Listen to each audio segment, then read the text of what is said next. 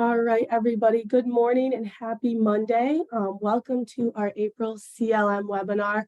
I'll leave that poll open for just a little bit longer to kind of get those questions answered. I'm excited. We're getting started here.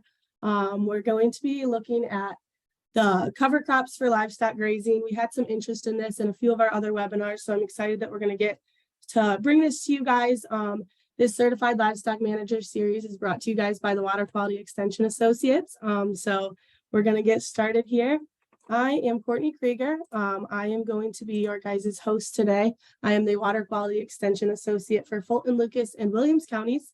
I am based in Fulton County up here, Northwest Ohio. My contact information is there. So if you guys have any questions after the webinar, please feel free to reach out to me. This webinar will be recorded and posted to YouTube later. So if you have anyone you would like to share it with or would like to watch it later to catch some information, that will be posted. Just a little introduction here, our Water Quality Extension Associate team. We are finally a fully staffed team. We have all of us in all of our counties. So there are 6 of us across the Western Lake Erie Basin. I'm up in the very top, and then Amber Emmons, Matt Romanko, Paige Garabrandt, Jocelyn Burt, and Rachel Cochran cover all of the Western Lake Erie Basin. So we've got a full team again, and we're really looking forward to the upcoming summer months with continuing our webinars and then starting to get back in the field and doing some work out in the fields. So we're going to get started here today. I'm going to introduce our panelists. We have a very strong set of speakers today. We're going to start our webinar off with Hannah Poffenbarger. She is an assistant professor of soil nutrient management at the University of Kentucky. She's going to talk to us a little bit about the impacts of grazing on soil health and cover crops. And then Christopher Teutsch is a Forage Extension Specialist at the University of Kentucky, and he's kind of going to give us a little bit of an overview of cover crops and the whole grazing process. And then Margaret Chamas is a Livestock Viability Manager with Practical Farmers, and she's going to do a little bit more of the economics of grazing cover crops. So I am going to, and one more thing, if you have any questions, please drop those into the Q&A and we will answer all the questions at the end. We'll go through all of our speakers and then have time for Q&A at the end. We also are going to be offering CCA as well as CLM credits today. So stay to the end to be able to get those. I am now going to hand it over to Hannah, and she's going to get our webinar started off for us today. Thank you.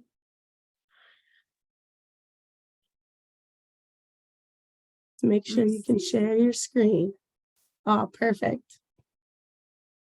Now, do you see the presentation mode or the presenter mode? The presenter mode.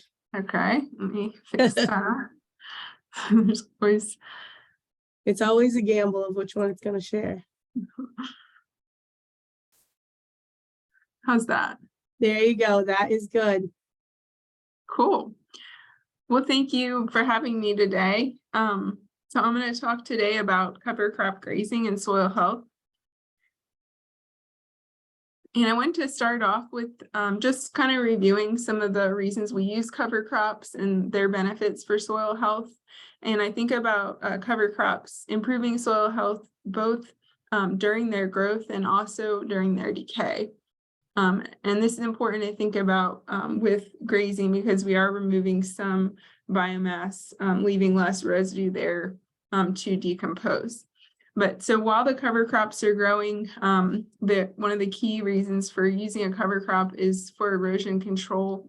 And so they're helping to keep the soil in place and reduce that splash effect that kind of degrades soil structure and aggregates. They help to retain nutrients in the system by taking up nutrients like nitrate when it could otherwise be leached. They help to loosen the soil, especially winter cover crops are growing during a time of the year when the ground is softer, and so they can create root channels that then can be used by the following crop, and so they can kind of make it easier for the next crop to root deeper. They provide habitat and food for soil organisms. both from that litter that they deposit, but also from their root exudates. And then water and nutrient uptake, which the nutrient uptake can be a good thing in terms of scavenging nutrients, but we also want to keep their use of water nutrients in mind because they can sometimes lead to preemptive competition for those resources with the next crop. The other thing is that as they're decomposing, cover crops can also continue to provide some of these services, especially in a no-till system if that residue is left there as a surface mulch. So they can continue to provide erosion control with that physical cover. They're decomposing litter, providing the habitat and food for microbes and other soil organisms. They're helping to slow down water movement and allow more to infiltrate and then less to evaporate from the soil surface. As they're decomposing, that litter, plant litter, provides food for the microbes, and then the microbes produce, effectively, they're producing glues that help to hold soil particles together and to form more stable aggregates. The cover crops are going to release nutrients as they decompose, and then some of that plant litter is going to go into forming organic matter. Okay, so that's kind of the basis for cover crops and soil health, but when it comes to cover crop grazing, we have some other considerations. We have some pluses and minuses that we'll talk about. So with grazing cover crops, the major benefit is going to be extending that grazing season, and so helping to provide relief for other pastures and reduce reliance on purchase feed. And one nice feature is that the nutrients that are contained in the cover crop can then be, a lot of those nutrients can be deposited back to the soil in the form of manure. And then also the cover crop grazing is going to provide some economic returns from that cover crop. However, with the removal of the cover crop biomass, we are getting less residue added to the soil from that cover crop, just because a lot of it is ending up in the animal. And we do have some concerns with compaction caused by animal trampling. And so we'll talk about a little more in detail about these effects on the soil. So I wanted to talk mainly today about some research that we've been doing in Kentucky with cover crop grazing, but I'll also provide my perspective on other research that has been done in different parts of the country on this and the impacts on soil health. So this study was led by Erin Haramoto and Bob Pierce.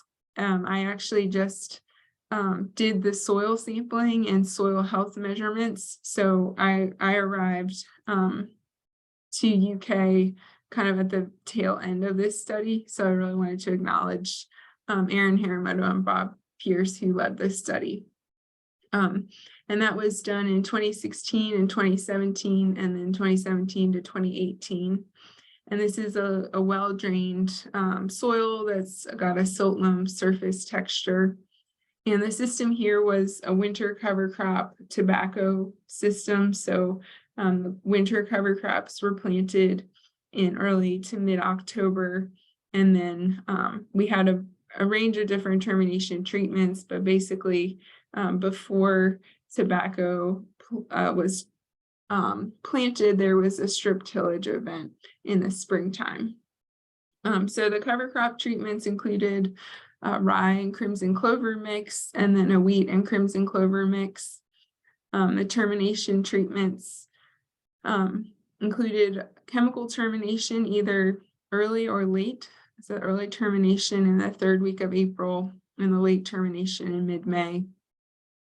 There was a rotationally grazed treatment, which included 2 grazing events, one in late March and one in late April. There was a mob grazing, which was just a single grazing event. In the first year is mid-April, the second year is early May.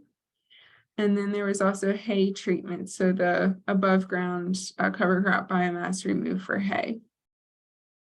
And I only sampled the 2 treatments that were in bold there to kind of provide the most distinct effects of livestock grazing on soil properties. And so I'm going to talk just mainly about those 2 treatments today. And I took the soil samples May 2nd, in the second year of the study. So it kind of incorporates the both years of the treatments. And this was done before the tillage and before fertilization. I'm going to just present our top depth where we saw the biggest soil health changes, and that was 0 to 10 centimeters, or as that would be 4 inches.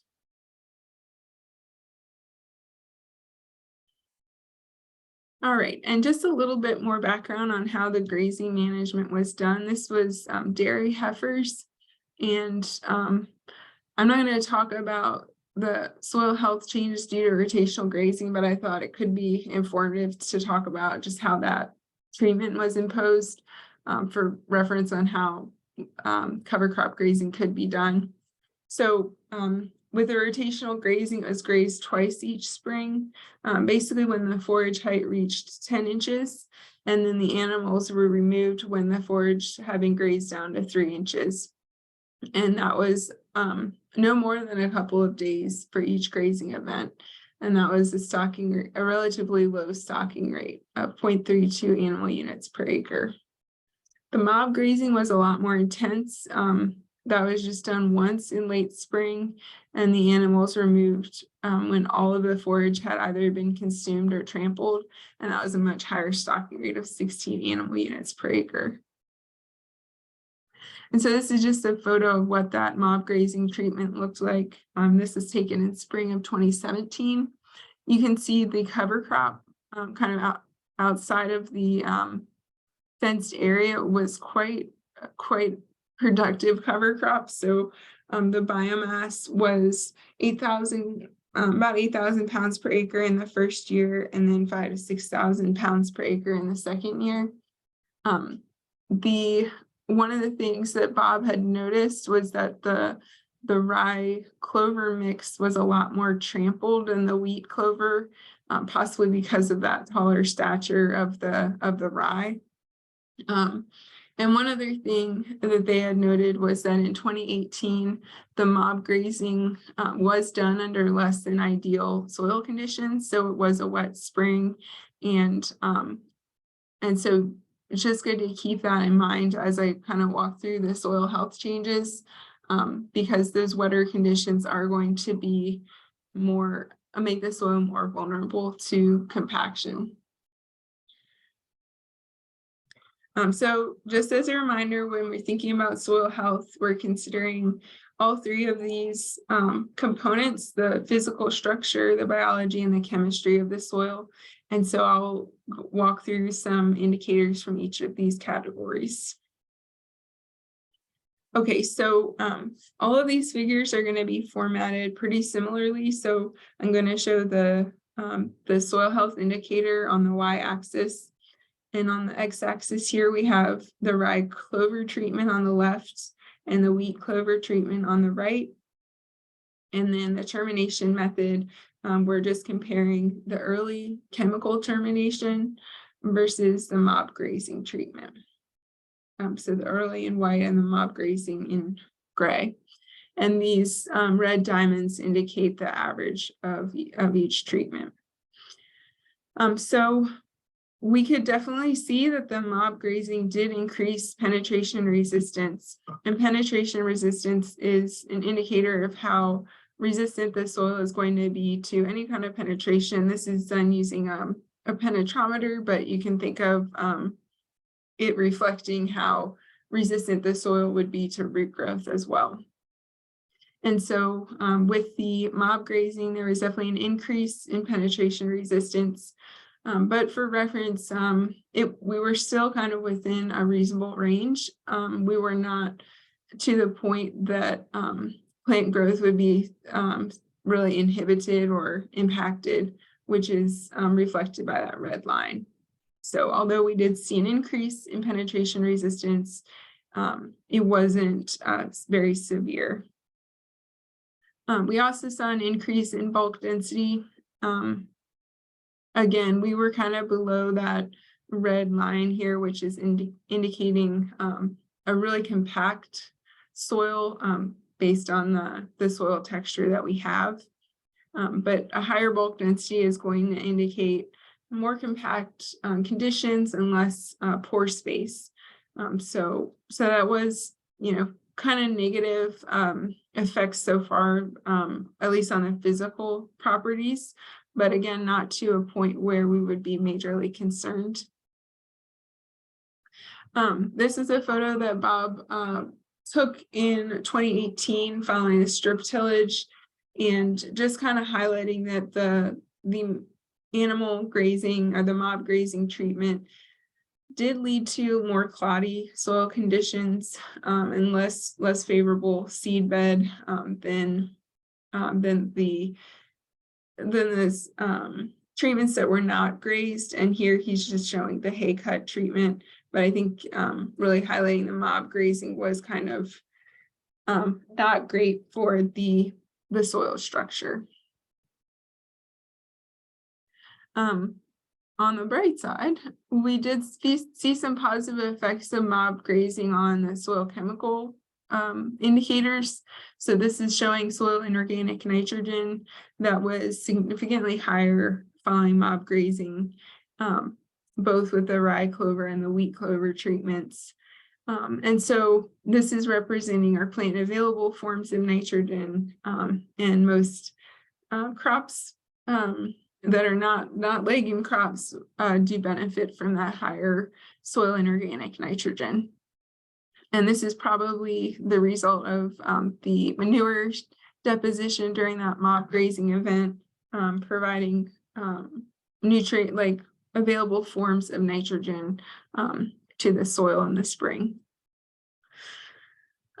We also found that mob grazing increased the nitrogen mineralization rate. And this is telling us how much nitrogen is going to be made available in plant available forms over time. And so the mob grazing, particularly for the rye clover treatment, it was providing, presumably the manure inputs were providing organic forms of nitrogen that would be converted into plant available forms over time. So higher supply and higher potential to supply nitrogen. And finally, looking at the biology, we did see a slight decrease in the mineralizable carbon due to mob grazing. And this mineralizable carbon is going to be those most decomposable forms of organic matter that provide food for microbes, and this mineralizable carbon kind of reflects the microbial activity of the soil.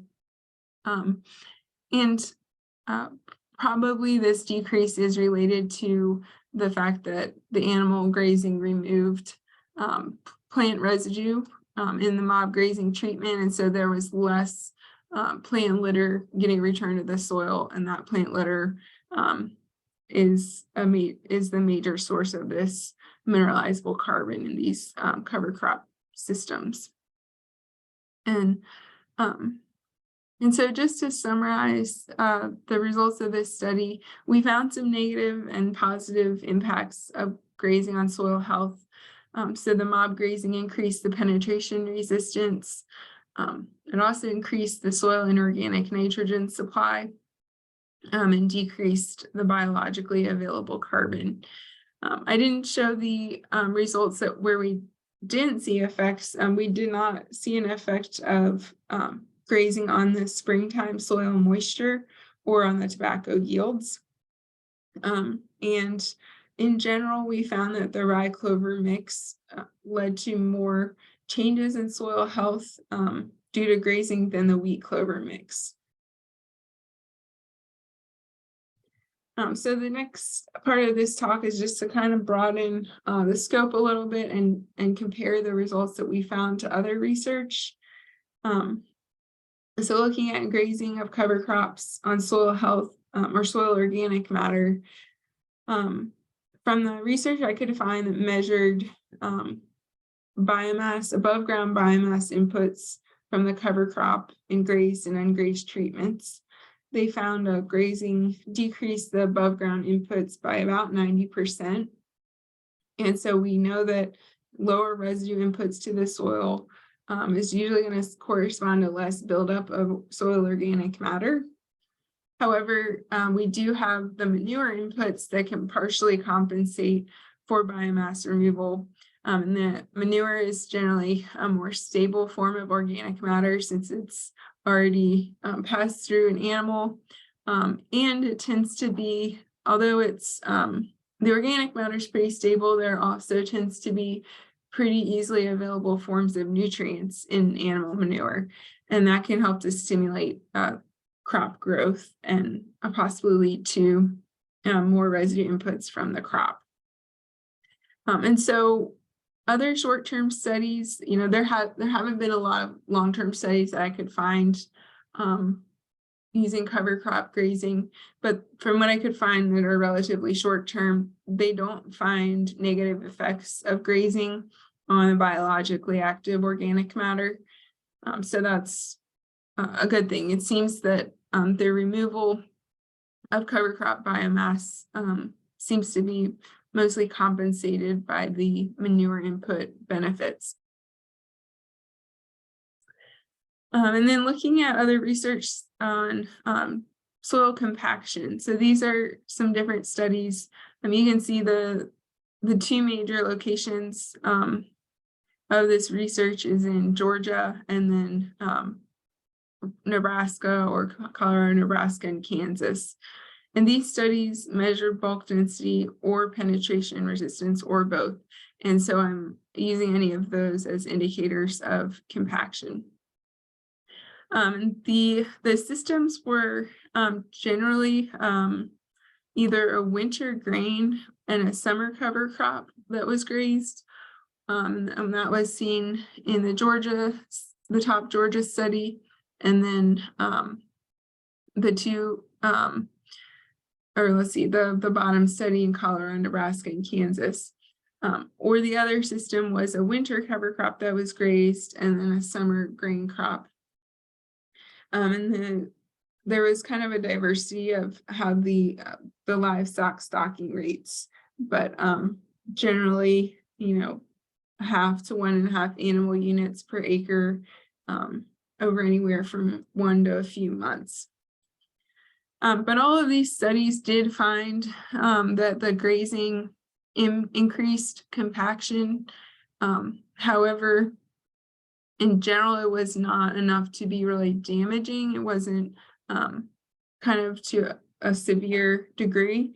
And for all the studies in which yield was reported, there was not a negative effect on yield.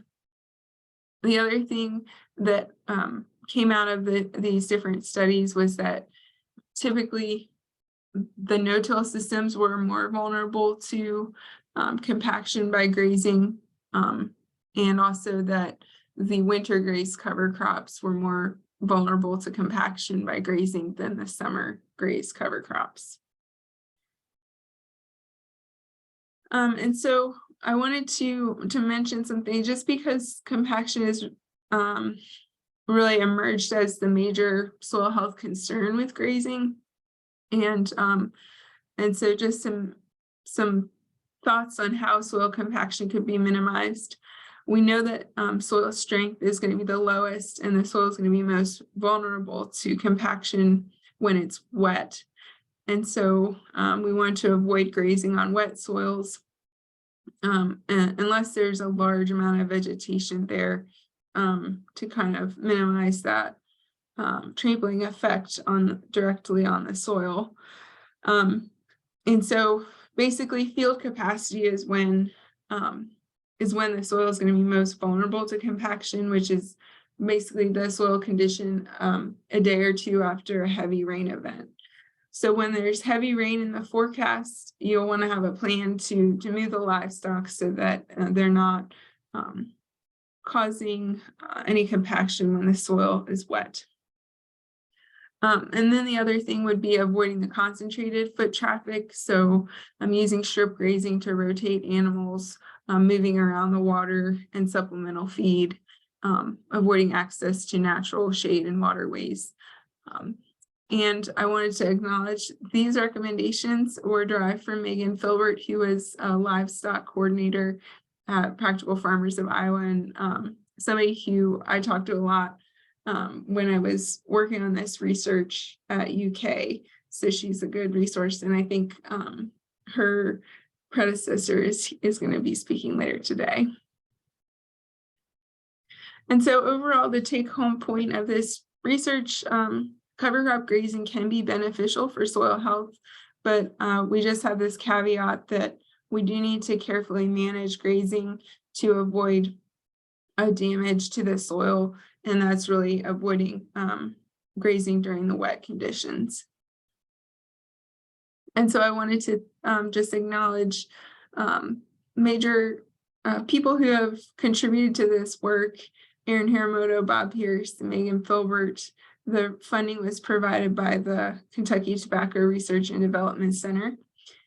We have Ben Goff, who was also involved in the UK study, especially in the forage management side, Laura Harris and Tammy Smith, who helped with data collection. And that concludes my presentation. Awesome. Thank you so much, Hannah. If anyone has any questions for anything that Hannah talks about, please drop those in the Q&A, and we'll get those answered at the end. Now we are going to hand it off to Chris, who is going to be giving us a little bit of an overview on the cover crop grazing and those type of things. So, all right, Chris, let's hope you can share your screen. Can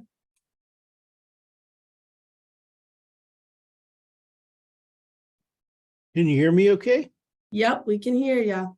Okay, I'm going to attempt to share my screen. All right. And I'd like to thank Paige for getting me in this morning. It was a lot more difficult than anticipated. I don't know. We've been having struggles with this Zoom with people getting it. And so I'm glad we could get you in here this morning.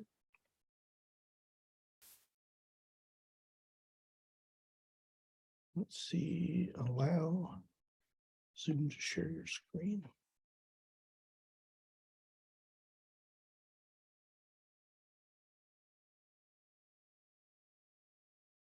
Zoom may not be able to.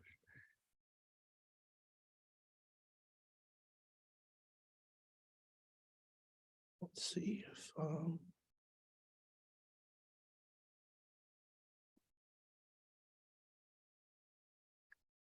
let's see, can you all see that?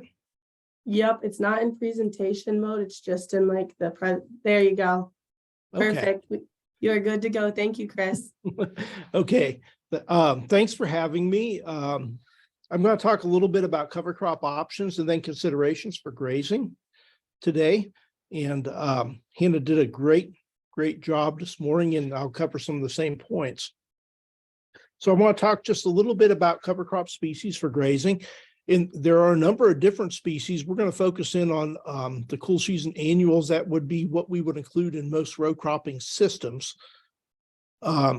And those would be fall, late summer, fall planted. And I'll just show you a source of a variety data for those as we go on. Talk a little bit about establishment. Establishment is probably one of the biggest challenges when we talk about using cover crops in row cropping systems. And I also mentioned seeding rates because they're going to be a little bit different if we're planting a cover crop versus a cover crop that we want to graze. And then we'll finish up talking about grazing management considerations. And then the last thing I want to mention is harvesting that cover crop as conserved forage, which may be a good option for some row cropping operations. So the first set of cover crops I want to mention are small grains, and that's going to be the backbone of any cover crop system. Generally, we'll either have just a pure small grain, or we'll have a mixture of a small grain, maybe with a brassica or with a clover. In many cases, the other components in the mixture will make a fairly small contribution to the total biomass production. Usually the annual clovers have a fairly substantial cost in terms of incorporating that into the cover crop mixture, and the amount of biomass they produce is fairly limited in most cases. So the small grains are widely adapted, and they can be grazed, hayed, or ensiled. So they're very versatile in cover crop systems. Wheat is going to be kind of one of our most versatile cover crops, and also one of our most lowest cost. If I'm planting a cover crop wheat, it's going to cost me about $30 per acre for that seeded at the forage rate, and we'll talk about what that rate is in a minute. Cereal rye probably has the least exacting soil requirement. So if I have a soil that's a little bit, say, wet-natured or lower in fertility, cereal rye may be a better choice than wheat, but that comes at a cost, right? So it's going to be about $50 per acre for the seed at a forage rate, compared with $30 for the wheat. We have triticale, and triticale is a cross between wheat and rye, and it brings some of the good attributes of both of those species together. It's a little bit less exacting for soil requirements than wheat, and it's a little bit higher in forage quality than cereal rye. One of the problems with cereal rye in terms of managing it for forage is that it loses its forage quality very quickly as it matures. So we really have to be on management with on top of management with cereal rye, whether it's grazing or as conserved forage. Triticale tends to be a little bit shorter in stature and leafier. Barley can be used, not as popular. Barley was used a lot in dairy systems for small grain silage in the past. It's best adapted on fertile, well-drained soils. So it's more exacting in terms of its requirements, and it's a little bit higher in cost than, say, wheat would be. And then the last one I just want to mention is oats. And oats can come as either spring oats or as a winter oat, which has improved cold tolerance and can overwinter. But even in Kentucky, we see winter oats freezing out about half the time. So about half the winters are going to overwinter. As we move into Northwest Ohio, I would expect that oats would probably not overwinter well. They can be a part of a mixture, though. We could mix oats, say, with wheat or annual ryegrass or even cereal rye, along with maybe an annual clover. And those oats, or brassica, and the oats would produce relatively rapid growth in the fall that could be grazed, and then they would most likely freeze out during the winter months and leave us with the other parts of the mixture which have better cold tolerance, which would be the cereal rye or annual ryegrass. Did want to mention annual ryegrass, and this is a good cover crop, and we've done some interesting work at the research station at Princeton. Dr. Lloyd Murdoch has worked with it in terms of remediating frangipane soils. Now, frangipane soils is not something you have to worry about in Northwest Ohio. They kind of follow the Ohio River and are more of a problem in eastern Ohio as we move up in that direction. But annual ryegrass has been shown to actually break down that frangipane layer in the soil. It's probably one of our least cost options for cover crops. If we plant a forage rate, we're going to be somewhere between $20 and $25 per acre. So it's a pretty low cost winter annual. It's high yielding. It has excellent forage quality. I would say superior to the small grains in terms of forage quality. And again, it can be grazed, hayed, or ensiled. One of the big differences between small grains and annual ryegrass is that it regrows after cutting. So once we remove the growing point, so after the small grain has started the joint, there's not going to be any substantial regrowth from that plant. Now, in contrast, annual ryegrass will keep regrowing until growth becomes temperature limited, and that'll happen sometime probably in Northwest Ohio in mid-June, mid to late June. As we move south, it's going to happen earlier in June. It's adapted to a wide range of soils and conditions, so it's pretty good over a broad spectrum of conditions. It has fairly consistent production. We'll see consistent production in the range of around 3 tons of dry matter with multiple cuttings per year. It does require some nitrogen fertilization to realize its full yield potential, which may or may not be part of a cover crop system. And cold tolerance is essential. So when we select varieties of annual ryegrass, a lot have been bred for the southern United States. Some have better cold tolerance than others, and we need to make sure that we select varieties that have good cold tolerance. And probably the one that has one of the best cold tolerances would be Marshall annual ryegrass. And it's always important to remember that annual ryegrass can be a weed problem in small grains. So it's very important, if we're going to use it in a cover cropping system, that we're courteous of our neighbors. We don't want to plant it right beside a small grain field if we can avoid it. And we want to try to make sure that we don't let it go to seed in that cover crop system, which can be a challenge as it starts to get warm, and it tends to produce more seed heads at a shorter stature. So I just wanted to make you aware that we have a very good variety testing program at the University of Kentucky, and probably one of the most extensive in the country. Gene Olson runs that program, and we have a lot of different species tested annually in this program. And one of those species would be the cool season cereal, so small grains, and we also test annual ryegrass in this system. So if you're looking for data on particular varieties, or just an idea of how much these varieties produce in our climate, you can go here and access this data, and it's available on our UK Forages webpage, and you just click on the variety trial icon. I want to talk just a little bit about establishment. And one of the challenges with cover crops is getting good soil to seed contact. A lot of times we'll try to get them established timely, and we'll either drop the seed on with a high boy or fly it on with a plane, which can work all right if we have good moisture conditions. In this system, these two systems, we're just not getting great soil to seed contact. So we're really counting on an extended wet period to help that seed imbibe water and germinate and become established. And that could be a challenge, especially if we have a dry late summer or fall. The ideal situation would be to kind of put that seed in contact with the soil using some type of a no-till drill would be the ideal situation. And we'll tend to get more uniform and emergence and production when we put that seed in contact with the soil. So things to think about when we think about cover crop plantings, to consider using early maturing corn or soybean varieties. And that's kind of a hard sell for row crop guys. They're really focused on having full season varieties that are going to optimize or maximize yields in row cropping systems. And cover crops, of course, are kind of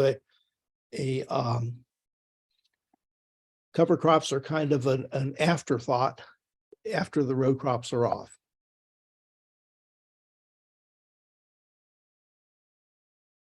Okay, when we're thinking about designing herbicide programs, we need to think about cover crops because we want to use herbicides that have limited carryover that can negatively impact cover crop establishment. When we think about our harvesting schedule, we want to harvest fields that are going to go into cover crops first. That's going to broaden our window from establishment till it gets really cold and allow more fall biomass to be produced in that system. And then be ready to establish cover crops. So don't let them be that afterthought, but think about getting the equipment ready that we're going to need to seed it, and making sure that we have ready access to seed and we're ready to go as soon as that crop comes off. If at all possible, establish with the no-till drill. You want to put that seed in contact with that soil, and the no-till drill does a good job at that. We want to seed as early as we possibly can. That's going to, again, extend that window from when we plant it to when it gets cold, and that's often determines the amount of fall biomass we're going to get in a cover crop system. And then if we're going to If we know we're going to use them for forage, then we might consider using a forage seeding rates. And that means we're going to have to increase our cover crop seeding rates. In general, our forage seeding rates will be about 2 times what a typical cover crop seeding rate will be. And these are just some seeding rates for forages. If we look, our small grains would be at 90 to 120 pounds. Normally, we would recommend somewhere around 40 or 50 pounds for a cover crop alone. So we're going to about double that seeding rate. Annual ryegrass, we would want to be 20 to 30 pounds. And we would be in some of that range of 10 to 15 pounds for a typical cover crop seeding rate with annual ryegrass. So if we know we're going to use it for forages or conserved forage or grazing, then we want to make sure that we increase our seeding rates accordingly.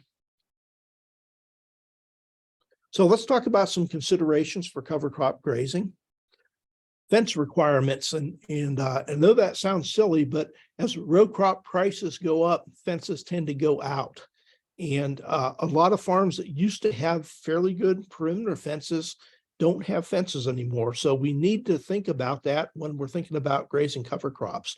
We want to make sure that we have a secure perimeter fence. That's absolutely essential for having livestock and limiting the liability for the farm. If we have a good secure perimeter fence, if they get out within that perimeter fence, it's okay.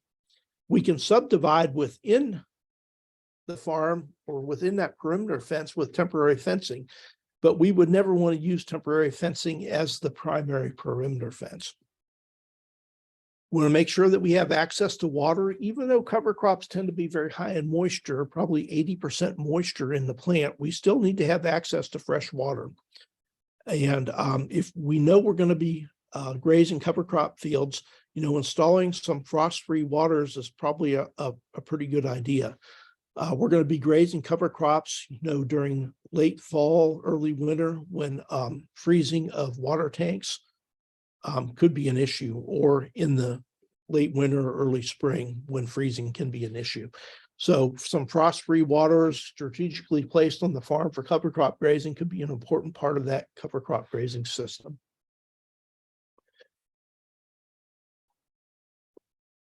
Grazing can begin once the plant's well anchored, and you can tell that by just grabbing a handful and kind of yanking it. That's kind of the way the cow grazes. It apprehends the forage by securing it between its teeth and the dental pad so they don't have upper teeth in a cow, and then kind of yanking that forage with their head, and that's how they sever that forage. So if we can grab some forage and yank it and not pull it up by the roots, then it's well anchored and ready to be grazed. And we can start grazing somewhere between 6 and 10 inches. And then we want to graze about half of that off. So we want to stop grazing at 3 to 4 inches. And that's important to maintain adequate residual. And that adequate residual does 2 things.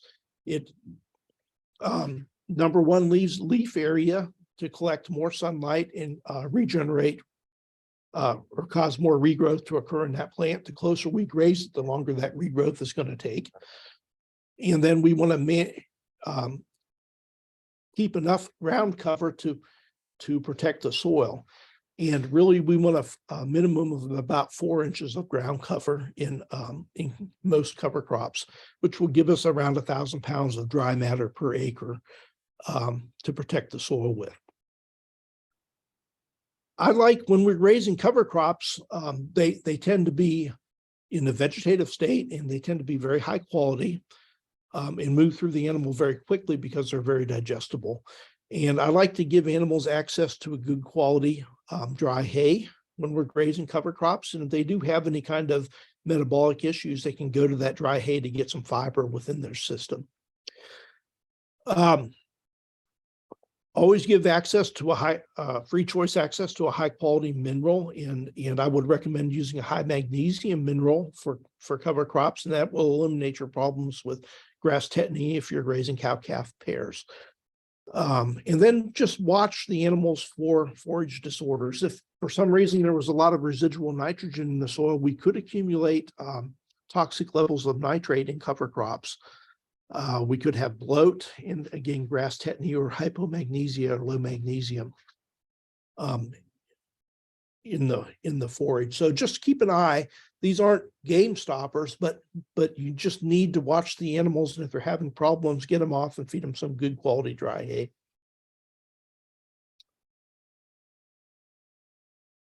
And ideally, you would use some type of controlled grazing, and as long as you have a good perimeter fence, then how you subdivide those can be very easy using temporary electric fencing.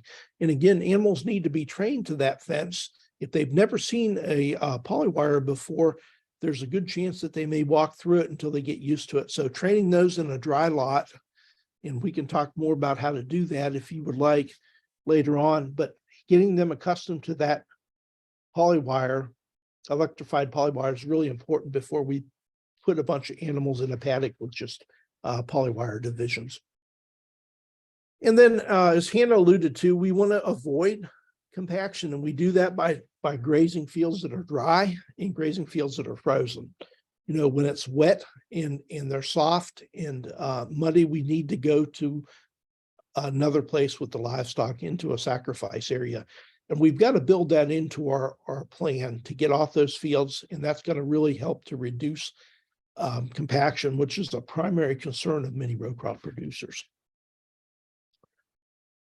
Spring nitrogen, you know, cover crops in general, we don't want to fertilize. We want them to scavenge what fertilizer is left in the soil, right?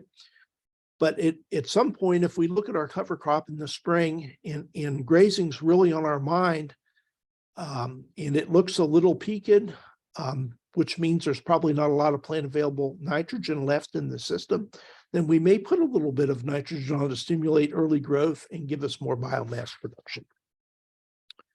And again, that has to be made on an individual field by field and farm by farm basis. Unfortunately, we don't have a really good measure for plant available nitrogen in the soil. One thing that we can use cover crops for is to kind of supplement lower quality forage. So a lot of times when we have lower quality forage in the system, whether it's stockpiled pasture or lower quality hay, which we tend to have a lot in Kentucky, we'll bring in commodity type supplements like just brewers grains and other corn gluten and so forth, soybean hulls, to supplement those lower quality forages with. We can kind of use cover crops like that by limiting access to the cover crop, and then feeding some low quality forage along with that cover crop. And it actually will supplement the quality of that lower quality forage or hay. Last thing I want to mention is using cover crops for conserved forage. And I think this has some real potential for row crop operations that have a fear of compaction or don't have access to livestock. So this could be an additional profit center for the farm if they have a market for high quality forage. And usually you can find a market for good quality hay or haylage in most areas. It may fit well into a row cropping program. When we make that cover crop into conserved forage, we're actually removing the residue prior to planting, so that may ease problems with residue management in row cropping systems. The other thing is that most row crop producers they're comfortable with equipment, and you know, buying a baler or a mower is probably not going to be a big deal for them because they have a lot of equipment already, and they already have the tractors needed to run that equipment. One of the important things to remember about cover crops, and this goes for any hay crop, is that if you have a poor quality forage go into that bale, a poor quality forage is going to come out of that bale. Nothing magic happens when we conserve forage, either as hay or as baleage or as silage. So it's important that we harvest at the right growth stage. And for our cover crops, we want to, like rye, wheat, and triticale, we want to make sure that we're harvesting at the boot stage. And that's after that flag leaf has come out and that sheath is swollen just as that seed head emerges. That's the ideal stage. It's a good compromise between both forage quality and quantity. Now, if we let it get past the boot stage, then our quality goes down fairly dramatically. I personally think probably really the only option is ensiling for cover crops, because during that time of the year, we don't have a lot of good curing days for dry hay. So we're either going to need to make it as a silage or a haylage, or we're going to make it as a bale silage. And by doing this, we allow for timely harvest. So we only need 1 day. So we cut it 1 day, we have 1 good curing day, and usually that next day we can roll it up and wrap it. And that's going to cut the period of good condition that we need from 3 to 4 days down to about 1 to 2 days. And you can wrap bales in a line, in a continuous line, or you can wrap bales individually. If you're marketing bales, it's nice to have individually wrapped bales. This photograph is actually a baler that bales and then wraps the hay and drops the wrapped bale out the back. And then those bales are picked up with a squeeze and moved to a storage site. Okay, I'm just going to finish up and show you a couple of resources. We have a really good Forage Extension webpage in Kentucky, and I'd welcome you all to visit it. It's organized nicely with icons under major categories if you want to find information. The other part that's real nice on our Forage's webpage is the Forage News. This is a monthly newsletter that comes out religiously on the 1st of every month. And if you're interested in getting that monthly newsletter, you can actually click here and put your email in, and we'll email you at the beginning of each month a PDF version of this newsletter. And if you're writing a newsletter for your office, you're welcome to use anything in the Forage News in your newsletter. So just copy it and paste it right into your newsletter. The other resource that I want to tell you about is our KY Forages YouTube channel. We've got over 400 videos related to forage and grazing management on here. And last year it was viewed about 200,000 times. So it's a great resource, and you can go in and actually do an internal search. So don't use the search bar at the top of the page, but down lower is a search bar that searches only within this page. And you can just type a topic in there and it'll bring up all the videos associated with that topic. Just mentioned, we talked a little bit about fencing. We've got a couple of fencing schools coming up. And these are great hands-on programs or all-day programs, a nice mix of classroom and hands-on activities. We're going to look at thick knot woven wire fencing, installing that, and electrified smooth high tensile fencing are the 2 types of fencing that we learn to install in these schools. The students actually get out and build H braces. We've got one coming up on April 11th in Scottsville. That's next week. We had another one, but it's already filled up. We've got a few spaces left in the Scottsville. If you'd like to make a trip down and attend that school, definitely worth your time. You know, I grew up on a livestock farm and did a lot of fencing from early as I can remember. And it was amazing when you start to teach these schools how many things that your dad did wrong in terms of fencing. And more information can be found on our upcoming events on our UK Forages webpage. Just click on that upcoming events icon. The second event I wanted to tell you about was our Kentucky Beginning Grazing School, and this is really an outstanding program. It's a 2 full days of grazing education. Classroom and hands-on, a good mix. We talk about rotational stocking, forage species, watering and fencing systems. We go on some farm tours, and then we divide the students up into groups, and they do a grazing system design and present that to the grazing school. We've got other hands-on activities in the field that involve livestock. And this is going to be in Princeton, Kentucky, so in Western Kentucky on April 25th and 26th. And if you want more information, go to the upcoming events on our Forages webpage. That's all I have. I think we're going to hold questions to the end. And if there is any questions, write them down and I'll be happy to answer them at the end. Awesome. Thank you so much, Chris. If you want to drop any of those links in the chat, that way people can get them. I was going to try and copy and paste them quick, but I didn't get them all. Feel free to do that. And like Chris said, if you guys have any questions, drop those in the Q&A and we can get those answered at the end. Thank you, Chris. That was a really great presentation. Lots of information there. I'm going to hand it off to Margaret now. Margaret is the Livestock Viability Manager with Practical Farmers of Iowa. If you would like to share your screen, Margaret, you are good to go. We can see it. You are all set.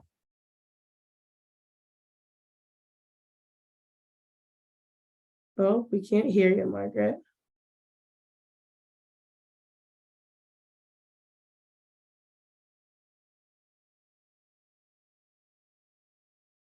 All right, what about now? There you go. Now we can hear you. Okay, it defaulted my speakers to my headset, but not the microphone, whatever. All right, Morning, you everybody. go. My name is Margaret Chamas. I'm the Livestock Viability Manager with Practical Farmers of Iowa. And my predecessor, my successor and predecessor, Megan, was mentioned. So Megan Filbert took over for me. I was the livestock coordinator here about a decade ago. Moved away from Iowa, so had to stop working in Iowa. And Megan took over for me, and she took the livestock program here above and beyond what I could have at the time. And now I have the chance to try and fill her shoes again. So I'm referencing a lot of Megan's work here, although some of these projects were started when I was at PFI the first time. And I spent some of that interim time away from PFI. I have been farming. So I am going to discuss the economics of grazing cover crops. We'll do some napkin math. We'll review some research and some numbers from actual farmers who have done this. But I'm going to be one of the first people to say, you know what, there's what happens on paper and what happens in a research situation, and then there's what happens in the real world, and they don't always match.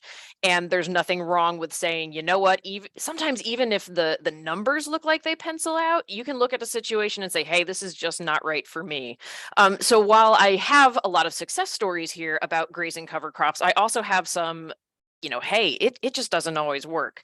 So I don't want to discourage or dissuade anyone from it, but I guess I want to give an extra voice to, hey, it doesn't always work, and that's okay. It doesn't necessarily mean you did it wrong. So to go forward with this, let's see, there we go. We've discussed why cover crops are a good idea in a soil situation, conservation situation, and a grazing situation. And so why specifically are we adding livestock? Is it just the benefit of getting some extra forage for these animals?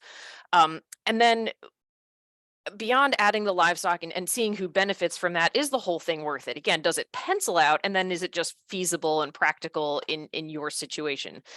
And most of all, what is it worth? So I'm talking about the economics. So how do we value these extra plants that we have planted that we're hoping are doing something for the soil, something for the biology, something for the environment, and now something for the cattle? It is tricky to figure out what that's worth to each of those enterprises.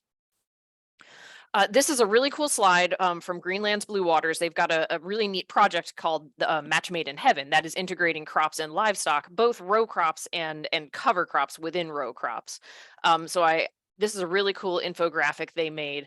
But the idea is, if we see over on the left, integrating crops and livestock, our hope is to increase profit per acre from a diversity standpoint, from a cost reduction standpoint, using that manure as fertilizer, recycling those nutrients right on the soil rather than having to bring them in a spray tender or something to get artificial or synthetic fertilizers on the fields.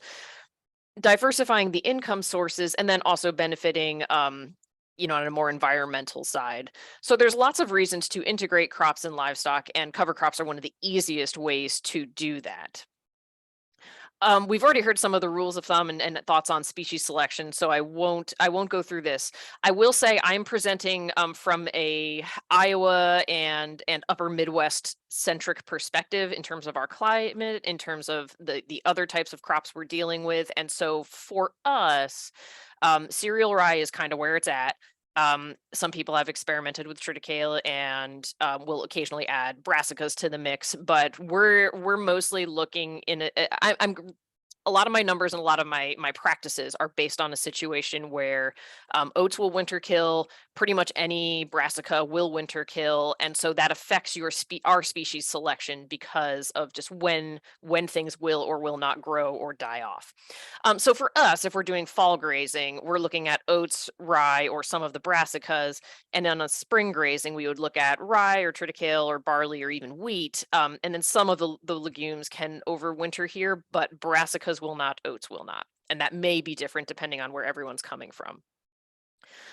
When you're just starting out with cover crops, so the grasses are going to be kind of the easier ones to establish and the cheapest to purchase. And most cover crops are going to exceed most nutritional needs of cattle. We already heard a bit about adding some lower quality forage for them to balance their systems out.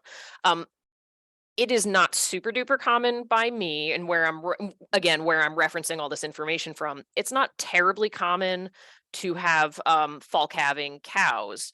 I could see a situation where these fall and winter cover crops would be much more nutritionally necessary for lactating cows or young calves going through the winter, but the vast majority of our cattle go through the winter as dry cows and they calve in the spring. And so theoretically, I've heard the statement made that if you could actually distribute all the cows in Iowa to all the corn stalks in Iowa, you would never have to feed a flake of hay, because the corn stalks are adequate nutrition for our cattle in our winters when they're just pregnant and not, lactating or raising calves with them. So I'm coming from a perspective where most cover crops are exceeding cattle nutritional needs, and this plays out in the valuation later on. I do a fair bit of work, both in my role at PFI and then as in my role as a farmer. I was a targeted brush grazer with goats and sheep. And so I do a lot of valuation of jobs I'm doing based on what's the situation, who's benefiting from whatever is happening on this land. And in this case, all right, we're going to look at who owns this cropland. Is the grazer, is the person owning the cattle also the person who owns this cropland, or are they essentially leasing or borrowing this land from somebody else? And what are these farmers' goals? So somewhat obviously, if a grazer is looking at planting and grazing cover crops, they want that additional feed or they want that higher quality feed.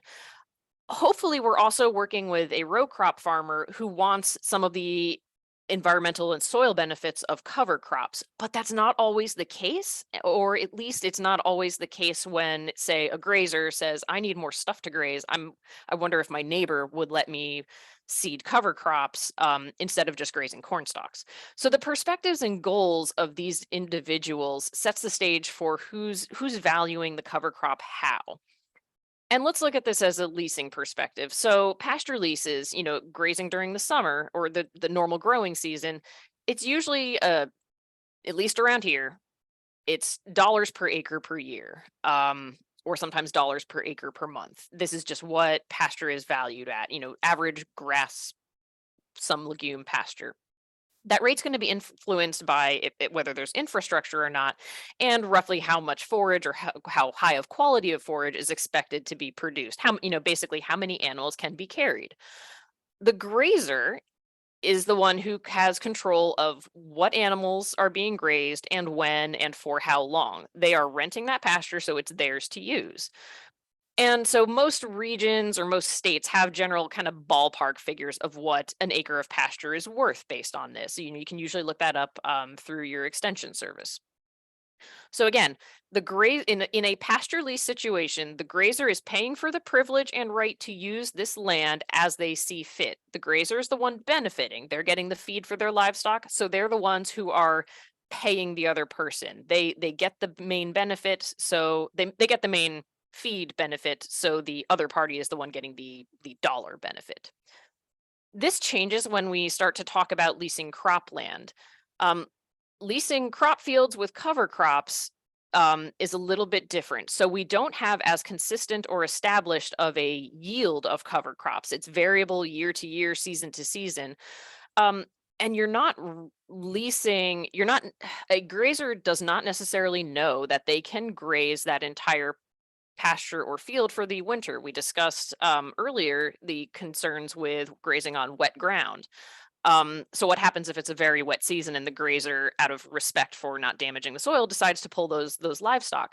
So you don't have as much guaranteed yield of forage. You don't have as much guaranteed days of grazing available.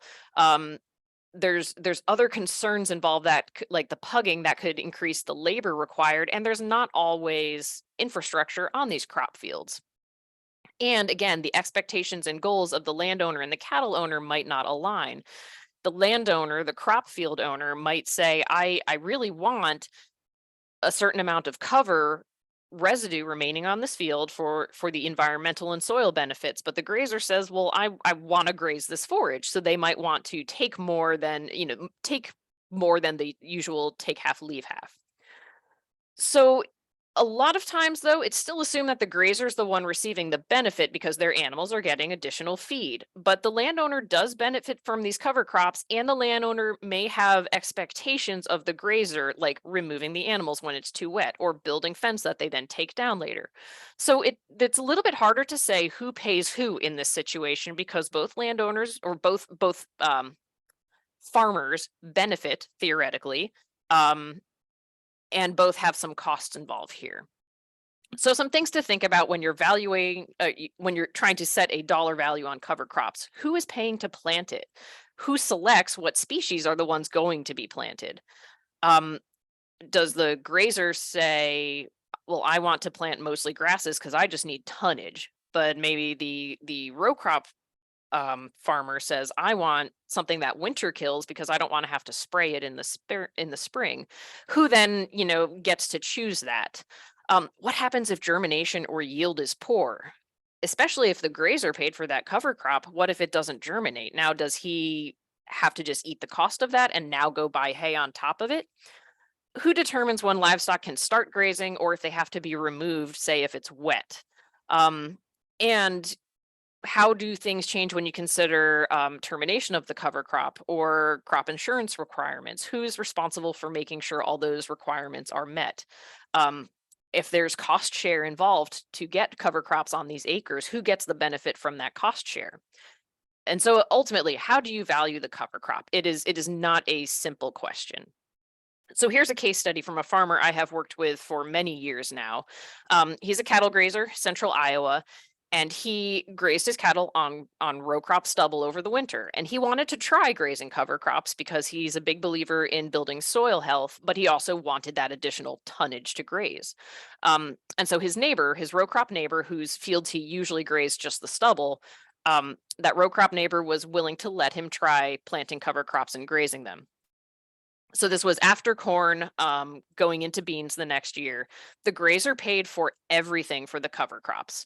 And for this trial year, he stuck with something pretty safe. So I say safe because cereal rye was the most common cover crop in the area. It was the most available, the easiest to seed. At the time, we had the most information about how to get it to grow and have a decent, reasonable expectation of success. There would be something to graze the next spring when he put those cows on it. And it was fairly well known how and when to terminate it before going into soybeans to not have any issues with nutrient tie-up or binding when you're tilling. So the grazer did pull cattle when the soil moisture was high. This was feasible because they were neighbors. I mean, he could literally walk them back across the road, wait a few days, and then bring the cows back. And the grazer clipped some samples to get biomass of cover crop, sent that off for nutrient analysis, and then used a penetrometer to measure soil compaction throughout the field before and after the cattle were on it. So some quick results from this. So he got about I forget how much seed he put down. I forgot to write that down here. He got about 1,500 pounds of dry matter per acre, 26% crude protein. Like, this is ridiculously high quality forage. For his dry cows, it was more than they needed. They were doing the squirts a little bit. Based simply on the cost of seeding and establishment, this was valued at $62 a ton, which is fantastically cheap feed. One interesting thing, they also found that soil penetration resistance was either the same or lower after grazing. This is probably due to the freeze-thaw effect more than anything, but it was very comforting to the row crop farmer that properly managed cattle grazing of cover crops. It wasn't messing with his field at all. Interestingly, though, this only happened 1 year because the row crop farmer ended up having a lot more volunteer corn in his field next year because the cows didn't eat all the downed corn. They went after that cover crop instead. So he actually was not too thrilled with the experiment and didn't want to repeat it after this. I threw this in actually while I was listening to some of the other discussions. So here's another set of data from two of our farmers over a few years. This is penetration resistance. The blue lines are cover crops that were grazed, and the red lines are fields that had no cover crops and no grazing. So while compaction is a concern with grazing cattle on cover crop fields, this data clearly shows that you're not having cover crops seems to improve the soil compaction, and grazing doesn't necessarily make it any worse. So your soil compaction levels only improve with cover crops, even with grazing. So I thought that was pretty interesting that so consistently these farmers were finding that. I followed up with this farmer actually last week. We happened to have a conversation, and he still loves grazing cover crops when he can. He plants a lot, but he has found that as the price of seed and the price of establishment rises, he's finding it less economically viable to keep grazing cover crops, because a lot of people do just what I did. They look at the cost of establishment and they say, well, let's compare that to, you know, forage or hay of the same quality. If you price sorry. He looks at the cost of establishing cover crops based on whatever it takes him to seed it. Other people are saying, look, if I'm planting cover crops on my row crop fields and letting you graze them, we know it's really high quality. I'm going to price that at whatever the market rate is for hay.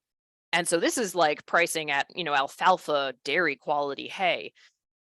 This cattle farmer doesn't need dairy quality alfalfa hay for his dry cows. And so it's not worth it always to pay that to a row crop farmer when this grazer also has to haul the cattle, build the fence, haul the water, sometimes put out dry hay for them anyway, and then bring them home every time it gets too wet out. So he's found that there's an interesting shift in some row crop farmer perceptions where they're basically looking at this cover crop as another cash crop that they're growing and now charging grazers for. One thing he wanted to point out, and he told me I ought to point out to you guys, remember that even though the cattle are harvesting that forage, about 85 to 95% of those nutrients they ingest are getting recycled back onto the same field. So the row crop farmer is still getting the benefit of a lot of these nutrients. They're still there, even if they're in a different form, a manure form instead of a plant form. And so that needs to be recognized in the valuation of cover crops. It is not just forage that the cattle farmer is solely benefiting from. It is also all the soil benefits. Many of those nutrients stay on site, and I do agree with him that we probably need to get to a point where the row crop farmers are acknowledging a bit more of that benefit. So some super rough numbers to chew on. Again, we looked at the numbers from that case study. That case study was actually from 2012, 2013, so that was a while ago. Looking at some of the more recent numbers, depending on your seed cost and your mix, and depending on your establishment method, you're looking at maybe $50 to $75 per acre. It can go up if you want a very diverse mix, or if you're aerial seeding, or if you're seeding, you know, extra high rates because you want that forage value. Fairly reasonable rule of thumb is that you should expect 1 to 2 tons per acre. Again, at least in my area, that's a reasonable yield expectation for grasses, or a grass plus a couple of brassica mixture. And if we're assuming 75% harvest efficiency, that's 3/4 of a ton to 1.5 tons of harvested forage per acre, dry matter. And so again, just simply saying, what's our establishment costs divided by the tons we get, we're pricing around $65 to $135 a ton of harvested forage dry matter. And if you compare that to the current market price of grass hay, it's very price comparable. Again, there's other costs that aren't included in this very simple napkin math, like the cost of hauling the animals and building the fence and hauling the water. But this is a simple place to start if you know someone, or if you yourself have row crops, have livestock, and say, how can I put the two together? How can I integrate them? This is what it starts to look like in terms of a forage replacement value. And so then, all right, so these we've got a couple of simple numbers here. How are we going to put that into a contract between a landowner and a grazer? And if it's not just someone putting cover crops on their own field, how are we going to think about it? So I'm about to go into another case study that does look at that a little bit more. So this is the Iowa State Ag Decision Maker Economics of Grazing Cover Crops. Really handy tool for testing out a couple of different types of cover crops on different fields, figuring out the acreage, and then it allows you to input things like, okay, it cost me extra labor because I had to build fence to graze the cattle. And it also, has a spot where you can put in, this is what I would have expected to pay for hay during this time of year if I didn't have these cover crops available. And all in all, it will spit out kind of a break even or an analysis of, yeah, was this investment in cover crops worth it for you? And you can tweak the numbers a little bit to, like if you have two different parties involved, if you have the row crop farmer and the livestock farmer, you can tweak the values to figure out who's responsible for what or who's benefiting where. So PFI does a lot of on-farm research, and some of those are more of case studies than formal research, although we do a lot of side-by-side trials as well. So one research report that was more of a case study was another set of neighboring row crop and livestock farmers. They both had the same mentality of cover crops are good for the environment, good for the soil, and good for the cattle, so let's work together to integrate the two. So it was a row crop farmer with a neighboring cattle farmer. They split the cost of establishment evenly between the two of them. And so that would be seeding plus seed. Now the row crop farmer had to pay for the expense of termination. However, he also, so that it looks a bit more expensive on his side, but one cost that he didn't have later, he was able to skip an herbicide application because there was enough thatch left from the cover crop to reduce weed counts. So when they went through and used the Ag Decision Maker tool, at the end of the day, the cattle farmer saved a lot of money compared to feeding hay in a dry lot. They ended up at like almost $3 per animal unit per day, which is a crazy return. That's how much he saved or how much he almost made, because it usually doesn't cost quite that much to feed a cow every day. I will point out that this is grazing cover crops on stubble versus compared to feeding hay in a dry lot. This does not compare grazing cover crops on stubble to grazing stubble alone. So if you are mentally comparing, I can graze my cows on this cornfield during the winter, or I can graze cows on this cornfield and add cover crops, don't expect the same $3 per AU per day difference, because you wouldn't be feeding as much dry hay. The row crop farmer, meanwhile, saw a nice positive return, $27 an acre. However, he got a lot of cost shares and other funding assistance to get this in place. If you took away those cost share dollars, he quote unquote lost about $3 an acre, which is not tremendous. And it's certain that loss is less than the cost of seeding, obviously. So it's still worth it. And he still acknowledges he still thought that the other benefits, like improvement to soil tilth and the fact that he was able to skip an herbicide application, he thinks it's still worth it even economically, even though the Ag Decision Maker tool said that he technically had a financial loss without the cost shares. Now that said, there's a lot of cost share available. So at this point, it is highly recommended and fairly easy to at least experiment with cover crops, because you can get quite a bit of support for that. And apparently I duplicated that one. Whoops. So and this happened last week, I had some farmers come to me say, all right, we're looking at trying to integrate row crops and livestock between these two farms. How do we do this? How do we make an equitable decision? And there is no one simple answer, but I've got at least what I would think is a reasonable starting point. So again, these are my ideas. I'm not a mediator, I'm not a lawyer, but at least to start the conversation and to make sure everybody is considering both parties' goals and both parties' benefits, this is where I come down to. So determine kind of what's a basic level cover crop. Is it the simplest, cheapest, easiest thing to get seeded? Say that's a bushel per acre of cereal rye. And it costs, say that bushel per acre of cereal rye with application costs, $40. The two parties divide that cost between them. That's their investment in this enterprise. If either party wants something fancier, they want to increase the rate. Maybe the grazer wants to triple the rate so they get more forage, or maybe the row crop farmer wants to add some tillage radish because he wants some of those benefits. That person then is responsible for that additional cost. So that cover crop gets seeded, and we get to the next spring or a couple months later after establishment. If germination is too poor to allow grazing, sadly, both farmers probably just have to absorb the cost. That's kind of the cost of doing business. In that case, if there was really just no germination, neither of them is benefiting much, so no one, quote unquote, owes the other anymore, in my mind. If there's decent germination, but say it's a super wet spring and the row crop farmer says, hey, I really just don't feel comfortable with cattle being out there.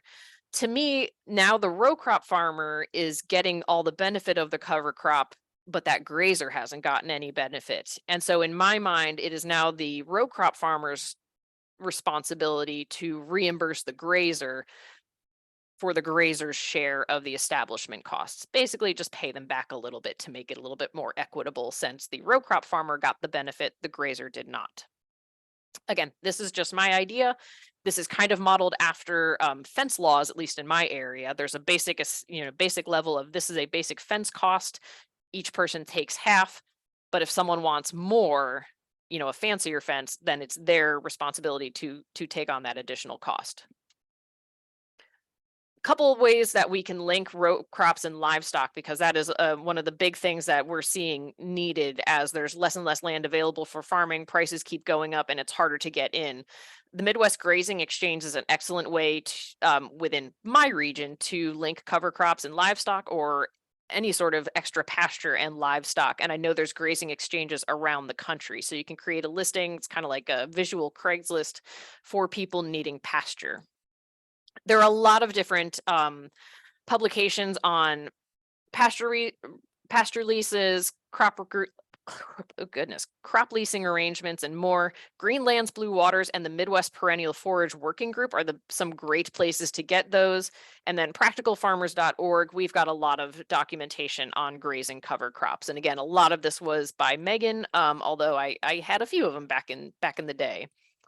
I think we're about ready to head to questions. My contact info is there, and I can't copy and paste these links very easily, but I'm happy to share these slides later if people want links to some of these papers or tools.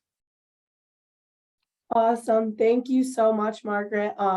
If anybody has any questions, please drop those in the chat. I don't see any as of now, so we will kind of wait here a little bit to see if any questions come in. If anybody wants to get in contact with any of our speakers today and didn't grab their contact information, please feel free to send me an email and I can get that contact information out to you. We will wait here for a little bit to see if we have any questions. I am going to put our CCA credits up, and I'm also going to open up a poll for our CLM credits. So if you are looking for those CLM credits today, please vote on that poll for us. I just put those CCA credits up on the screen for you guys. We will wait and see if we get any questions in the chat. Let me open this poll. Courtney, go ahead, Chris. Yeah. I had a question, and this is maybe for the NRCS people. Is there any cost share for watering systems or fencing for people that want to graze cover crops? I know there is for, say, converting cropland to pasture land, or subdividing permanently fenced pasture land, but is there any kind of incentive programs for putting fences up around cover crop fields? I'm not sure if there is an option for that. That could be something I could look into. That would be interesting. I'm sure there's lots of different programs out there that kind of help to implement these things. That would be something I'd have to look into, but if that's an option, I mean, that'd be a great option for people to be able to get there. I've actually got an answer for that. At least in Iowa and at least around me, no. So our EQIP, at least around us, will not do temporary fencing. So PFI, Megan did this. I took over for her, but Megan got this going. She got a conservation innovation grant from Iowa NRCS to specifically fund cost share temporary fencing and portable water systems so that we could have farmers get that access to the neighbors' cover crop fields or row crop fields, or just better access to some of their own remote pastures. The returns on investment, I'm still analyzing the data from, because they reported to us how many additional acres they grazed, or were they able to graze more animals or save forage or stockpile better, et cetera, et cetera. So far, the return on investment has been great, but the trick is NRCS typically does permanent stuff only. In some states, they don't even do perimeter fence. So I live in Missouri and I can't get perimeter fence funded by EQIP. And so it's only, permanent interior fence. So yeah, right now NRCS is not set up, it seems, to really facilitate temporary grazing, flexible grazing, adaptive grazing. We are hoping that because we've had such a positive response to this, and since this was NRCS money, we can go back and say, hey guys, maybe you need to adjust your practices, because this is truly a need, and this is meeting conservation goals if we can get more animals on the landscape and encourage more cover crops.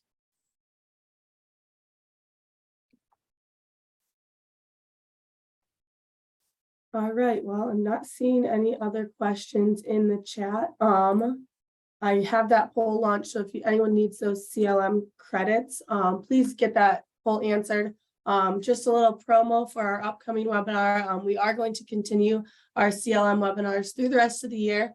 So the next one will be on Monday, June 5th. I don't believe we have a topic pinned down for that one. So if you have anything that you would like to hear about, please shoot one of us an email and we can kind of work to possibly bring speakers in to cover that. But thank you guys for coming to our webinar today. Thank you for all of our speakers for joining us and bringing lots of great knowledge to us today. If you guys have any questions, there's the water quality extension email there, waterqualityassociates@osu.edu. That'll send an email to all of our water quality associates, and we can kind of get you to the right person. And then our website is also listed there.